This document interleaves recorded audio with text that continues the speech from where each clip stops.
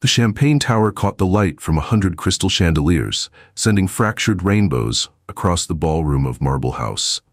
300 guests in designer gowns and tailored tuxedos moved through the celebration like schools of exotic fish, their laughter rising and falling with the string quartet playing Vivaldi in the corner. Elena Vasquez adjusted the cuffs of her white service uniform for the third time in 5 minutes. "Remember the rules, Margaret," the head of household staff had told her that morning. "Don't speak unless spoken to. Don't make eye contact. Don't exist. You're air, Elena. Expensive, invisible air." So far, Elena had done an excellent job of being air. She'd circulated through the gold room for 2 hours, refilling champagne flutes and clearing empty plates, and not a single guest had acknowledged her presence. This suited her fine. Invisibility was a skill she'd spent 30 years perfecting. That's when she spotted him. Julian Ashworth stood on the second-floor balcony looking down at the party like a king surveying a kingdom he no longer wanted. At 32, he had the kind of face that belonged on magazine covers. Sharp jaw, gray eyes, dark hair swept back with careless precision. His tuxedo probably cost more than Elena's annual salary. He looked, by every measurable standard, like a man who had everything. But Elena noticed what others missed. The way his fingers kept drifting to his breast pocket, touching something hidden there. The way his eyes scanned the crowd with a restlessness that had nothing to do with the party. The way he stood apart, even while surrounded by people desperate for his attention. Lonely, she thought. He looks lonely. It was a strange thought to have about a billionaire. Elena, Marco, a young server, appeared at her elbow, panic written across his face. "The champagne fountain is backing up. Mrs. Patterson is complaining about the foie gras, and Mr. Ashworth's mother wants the VIP section restocked immediately." Elena didn't look up from the tray she was arranging. "Red lever on the left side of the fountain. Tell Mrs. Patterson the chef will prepare a specially seasoned portion just for her, and I'll handle the VIP section." "How do you know about the—" "Go, Marco." He went. Elena gathered fresh glasses onto her tray and made her way toward the VIP area, keeping her head down, her movements efficient and unremarkable. She'd learned long ago that the key to surviving in service wasn't just being good at your job, it was being forgettable while you did it. She was passing the champagne tower when it happened. Reginald Worthington III, hedge fund manager, noted philanthropist, thoroughly drunk, stumbled backward while gesturing about his new yacht. His elbow caught the edge of the crystal pyramid. Time seemed to slow. Elena saw the tower wobble, saw the cascade of glasses beginning to fall. Saw Lady Catherine Pemberton directly in the splash zone, wearing vintage Chanel that probably belonged in a museum. She didn't think. 20 years of service instinct took over. She lunged forward, catching the falling tray with one hand while using her body to shield Lady Pemberton from the worst of the champagne spray. Crystal tumbled, liquid splashed. Elena twisted to minimize the damage, and her wrist caught on the sharp edge of a serving bracket. The sound of fabric tearing was lost in the chaos, but in the aftermath, as guests exclaimed and staff rushed to help, Elena looked down at her left arm and felt her blood turn to ice. Her sleeve had torn from wrist to elbow. The medical tape she always wore had ripped away. And there, exposed under the merciless glitter of the chandelier, was the scar she'd spent her entire adult life hiding. A perfect circle of raised tissue, red-white against her pale skin, ugly and unexplainable and completely unmistakably visible. Elena's first instinct was to cover it, to hide, to disappear into the service corridors where no one would look at her too closely. But before she could move, "Stop." The voice wasn't loud. It didn't need to be. That single word carried the weight of absolute authority, the kind of command that came from generations of men who had never been refused anything. Julian Ashworth stood 10 feet away, his face drained of all color. He wasn't looking at her face. He was staring at her wrist with an expression she couldn't begin to interpret. Shock, hope, terror, wonder, all colliding in those gray eyes like weather systems converging. "Your arm," he said, and his voice cracked on the second word. "Where did you get that scar?" Elena's head began to pound. A familiar pain, the kind that always came without warning. It's nothing, sir. I apologize for the disturbance. I'll clean this up immediately." "That's not nothing." Julian was moving toward her now, cutting through the crowd like a ship through still water. Guests parted before him, sensing something momentous, even if they didn't understand what. That scar. I know that scar. Sir, you're mistaken. But he was already in front of her, and before Alina could retreat, his hand closed around her wrist. Not rough, almost reverent, his fingers trembling as they traced the raised circle of tissue. Red rubber band, he whispered. I put it there. You were 5 years old. You fell and scraped your knee, and you were crying, and I didn't have a bandage, so I tied my rubber band around your wrist and told you it was magic. I told you the red would scare the pain away. The pounding in Elena's head intensified. Images flashed through the darkness. A boy's face, younger but with the same gray eyes. A garden. The smell of roses. A voice calling a name that wasn't hers. Evie, Evie, come back. My name is Elena, she heard herself say. The words felt foreign in her mouth. No. Julian's voice broke completely. Tears were streaming down his face now, and somewhere in the background, Elena heard gasps, murmurs, the click of phones capturing this impossible moment. No, your name is Evelyn. Evelyn Maria Santos. Your mother was Maria. She worked for my family. She made the best corn soup in the world, and she sang you to sleep in Spanish, and you had a gap in your front teeth right here. He touched his own mouth, his hand shaking. And you were my best friend, my only friend. And they told me you were dead. They told me you died in a fire 25 years ago, but I never believed it. I never stopped looking. The tray slipped from Elena's numb fingers, crystal shattered against marble. The music died. 300 guests watched in stunned silence as the most eligible bachelor in American high society fell to his knees before a servant. I thought you were gone. Julian was sobbing now, years of grief pouring out of him like blood from a wound. Every day, every single day for 9,125 days, I've been looking for you. He reached into his breast pocket with trembling hands and withdrew a small, battered box. Elena watched, distantly, as if this were happening to someone else, as he opened it to reveal a coil of red rubber, aged and brittle, preserved in plastic like a holy relic. I kept it, Julian said. The piece that fell off when they took you. I've carried it every day since. Please. His voice shattered. Please tell me you're real. Tell me I haven't finally gone mad. Elena's migraine had reached a crescendo. The room was spinning. Julian's face swam before her, and behind it, she could almost see a garden, rose bushes with thorns, a boy holding her hand, then darkness, pain, a closed space, the smell of smoke. I don't remember, she whispered. I don't remember anything before I was 7. Something shifted in Julian's expression. Grief and hope tangled together. That's when they took you. That's when you disappeared. He looked at the box in his hands. Then, with a movement that made the entire room gasp, he held it out to her. Marry me. The words fell like stones into still water. I know how this sounds, Julian continued, his voice raw. I know you don't know me, but I know you. I've known you my whole life. I've loved you since before I understood what love meant, and I've been waiting. His voice cracked again. So long. Just stay. Let me prove to you who you are. Elena looked at this man, this stranger who knew her better than she knew herself. This billionaire on his knees before a servant, this broken soul who had carried a piece of red rubber for 25 years.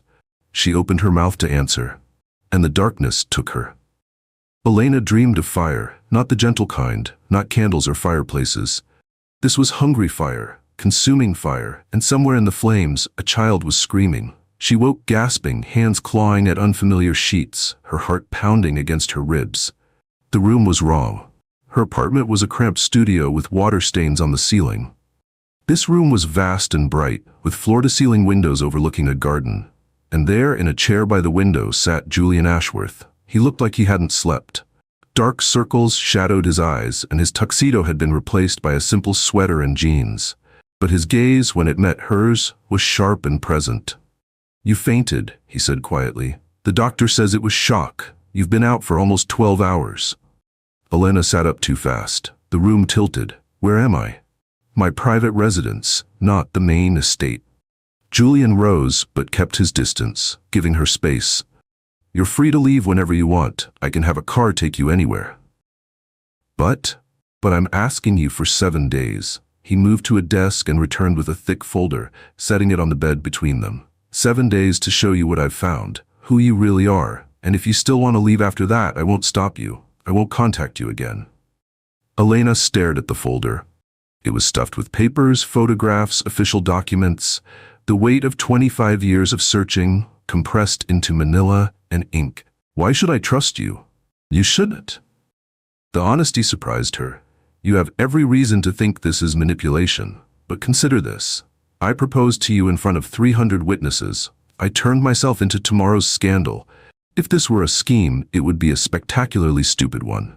Despite everything, Elena felt her mouth twitch. "That's actually a fair point." Julian's expression softened.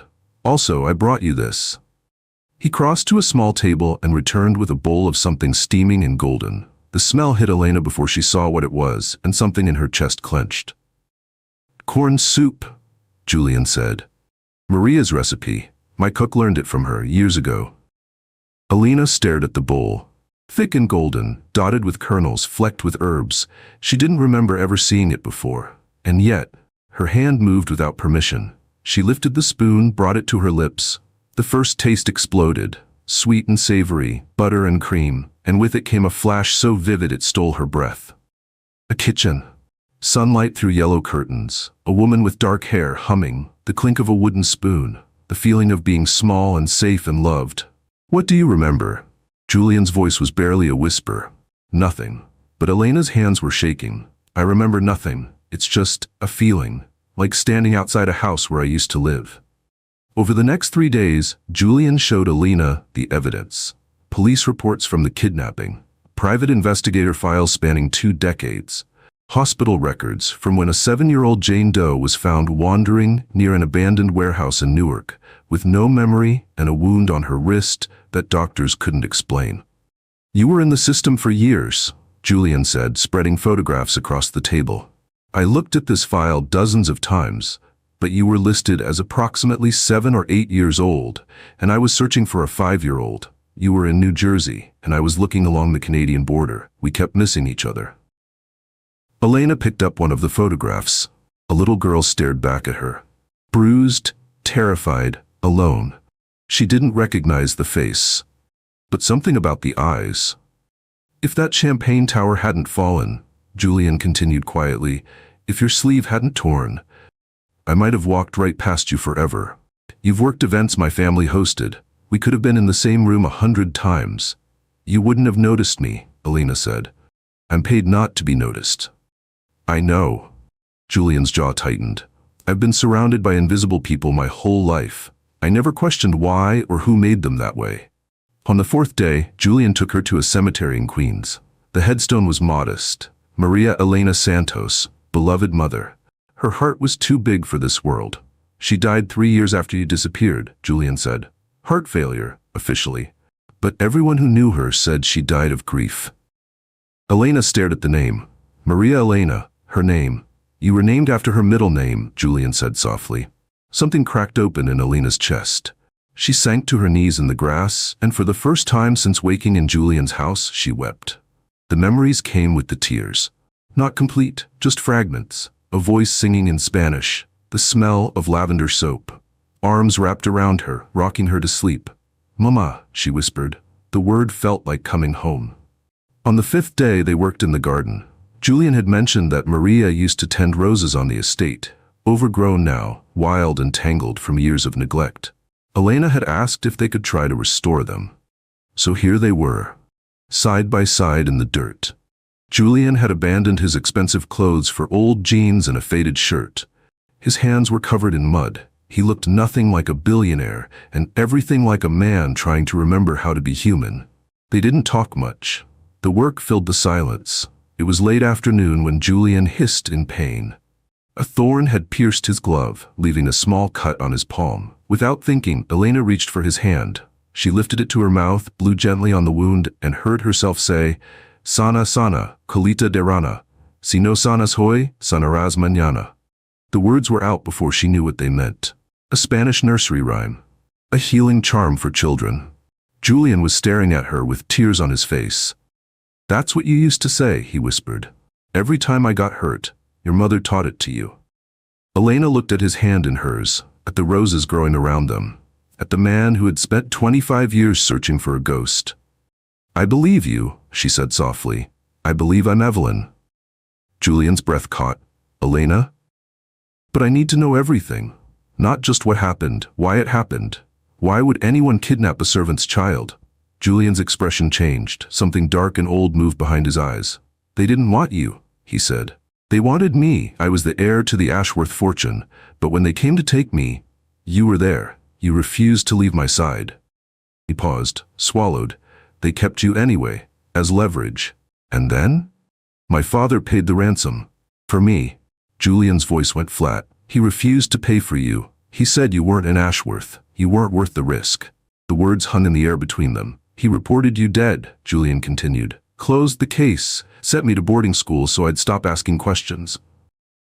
"And you?" "I fell through the cracks. For 25 years." His hands clenched. "My family's cowardice is why you don't remember your own name." Elena was quiet for a long moment. "You were 7 years old, Julian. That wasn't your fault. Wasn't it?" His laugh was bitter. "The blood that made those decisions runs through my veins. The fortune that wasn't worth spending to save you is the same fortune I inherited. And you've spent 25 years trying to undo what they did." Elena reached out, took his dirt-covered hand in hers. "That counts for something." "Does it?" "It's the only thing that counts." On the 6th day, Julian's mother came. Eleanor Ashworth arrived without warning, silver Mercedes sweeping up the drive like an invading army. Elena watched from an upstairs window as the matriarch emerged, designer silk, cold fury, flanked by lawyers. 20 minutes later, Julian came to find her. "She's offered you $10 million to disappear," he said flatly. Elena felt ice settle in her stomach. "And you're telling me because you should know what you're dealing with. My mother sees you as a threat to the family image. The tabloids are already running stories about the gold digger Maid. What do you want me to do?" "Whatever you want." Julian's gaze was steady. "I'll support whatever choice you make, but if you're willing, I'd like you to meet her." Eleanor Ashworth looked exactly like what she was, a woman who had spent her entire life at the top of a social hierarchy she believed she'd earned rather than inherited. She sat in Julian's parlor like a queen holding court, her gaze sweeping over Elena with undisguised contempt. "So this is her." Eleanor's voice could have frozen champagne. "The maid, I must say you clean up better than expected." "Mother." Julian's voice was steel. "Elena is my guest." "Guest? How modern." Eleanor rose, circling Elena like a shark. "Let me be clear, Miss Vasquez. I don't know if you're a clever opportunist or a tragic coincidence, and I don't care. What I care about is my family's legacy." She leaned closer. $10 million, any account you name. All you have to do is sign a non-disclosure agreement and walk away. Think about it. That's more money than you'll earn in 10 lifetimes of carrying champagne. Elena felt her heart pounding. Part of her, the part that remembered cold apartments and empty bank accounts, wanted to take the money and run. But another part was remembering Julian on his knees. The rubber band preserved in plastic. 25 years of searching. "Mrs. Ashworth," Elena said, "I grew up in foster care. I've been hungry. I've been homeless. I know what money means when you don't have it." Eleanor's eyes gleamed with triumph. "But I also know what it feels like to be invisible," Elena continued. "To be treated as less than human because of where you come from. Your son is the first person who's ever really seen me, and you're asking me to put a price on that." She straightened her spine. "I don't want your money. I want to know who I am, and I'm not going to let you buy me out of my own identity." The room went silent. Eleanor's face cycled through shock, fury, and something that might have been grudging respect. "You'll regret this," she said finally. "I'll make sure of it. Then I'll deal with it." Elena didn't flinch. "I've survived worse than you." Eleanor swept out. Julian watched her go, then turned to Elena with something like awe. "That," he said slowly, "was the most incredible thing I've ever seen. Your mother is terrifying." "She is, and you just stared her down like she was nothing." He shook his head. "Evelyn used to do that too, stand up to kids twice her size when they bullied me. I'm not brave, I'm just stubborn." "Same thing," Julian said. "Different words." The 7th day brought truth. Julian had organized a formal dinner, not to celebrate, but to confront. His family, The board of directors, everyone who had benefited from the lie told 25 years ago. Elena sat at his right hand, wearing a simple burgundy dress Julian had given her. Maria's color, he'd explained. She'd accepted it. The meal progressed in tense silence until Eleanor, 3 glasses of wine past discretion, decided to attack. "I've done research," she announced to the table. "Into Miss Vasquez's background, there are inconsistencies. Questions about her immigration status, her right to work." Her smile was a knife. It would be such a shame if those questions reached the wrong authorities. Elena felt the blood drain from her face. Her legal status had always been precarious, the paperwork from her childhood incomplete, her citizenship uncertain. "Mother." Julian's voice was ice. "That's enough." "Is it? I'm simply pointing out that this fantasy has consequences." Eleanor's gaze locked on Elena. Sometimes the smart move is knowing when to quit. The table had gone silent. Every eye was on Elena, waiting for her to crumble. Instead, she stood. "Mrs. Ashworth," Elena said, and her voice carried across the room. "You're absolutely right that I don't have proper documentation. I was a Jane Doe who fell through your family's cracks. I have no birth certificate, no records before age 7, no proof that I exist at all." She pulled up her sleeve, exposing the scar. "Except for this. This scar is the only documentation of my identity, and it proves that 25 years ago, your family decided that a 5-year-old girl's life wasn't worth protecting." Murmurs rippled through the guests. "You could destroy me," Elena continued. "You have the money, the connections, the power, but you can't erase what happened. You can't unmake the choice your husband made, and you can't stop your son from knowing the truth about who his family really is." She looked at Julian, who was staring at her with something like reverence. "Julian spent 25 years searching for me because he couldn't live with what was done in his family's name. He gave up everything, his position, his reputation, his inheritance, to try to make it right." She turned back to Eleanor. "What have you given up, Mrs. Ashworth? What have you ever sacrificed for anyone but yourself?" The silence that followed was deafening. Then Julian stood, walked to Elena's side, took her hand. "This dinner is over," he said. "Anyone who can't accept Elena can leave, and anyone who threatens her again will discover exactly how far I'm willing to go to protect her." He looked at his mother. "That includes you." 3 months later, Julian called a press conference. Elena watched from the back of the room as he stood before cameras and reporters, his face calm despite what she knew was churning beneath. 25 years ago, he began, a little girl named Evelyn Maria Santos was kidnapped alongside me. When the ransom demand came, my father paid for my release. He refused to pay for hers." The room erupted.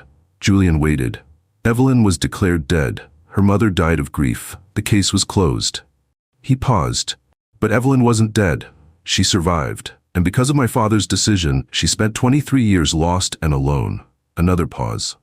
"I found her recently, alive, here in New York." Julian's voice strengthened.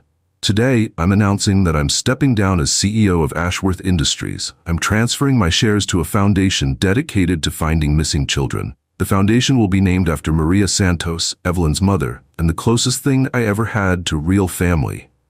He looked directly into the cameras. "I don't expect forgiveness. I'm not asking for it. I'm simply doing what should have been done decades ago." 1 year later, the cabin by the lake had been Elena's idea. "I've lived in cities my whole life," she'd told Julian. "I want to wake up to trees and water and quiet." He'd found it within a week. Not bought, rented. They'd agreed to build their new life with their own hands. Julian taught woodworking at a community college now. Elena worked at a nursery, surrounded by flowers that reminded her of Maria. They weren't rich anymore. They drove a used truck, cooked their own meals, and spent their evenings on the porch watching the sun set. It was, by any measure, a smaller life. It was also the happiest either of them had ever been. On this particular evening, the anniversary of the night everything changed, they sat at the table Julian had built, eating soup Elena had made from Maria's recipe. "I have something for you," Elena said. She pulled up the sleeve of her left arm. The scar was still there. But now, surrounding it like a frame, was a tattoo, a vine of green leaves and tiny flowers, transforming the ugly mark into something beautiful. "I got it done last week," she explained. "The artist said she'd never seen anything like it. She said it was like watching someone turn a wound into a garden. Julian reached out, tracing the vine gently. It's incredible, he breathed. The scar used to be the worst thing about me, Elena said. The thing I hid, but you made me see it differently. It's not just what I lost, it's proof of what I survived. She reached into her pocket and pulled out a red rubber band, new, bright, unmarked by time. We can't change the past, she said, wrapping it gently around his wrist. But we can start fresh. Right here, right now.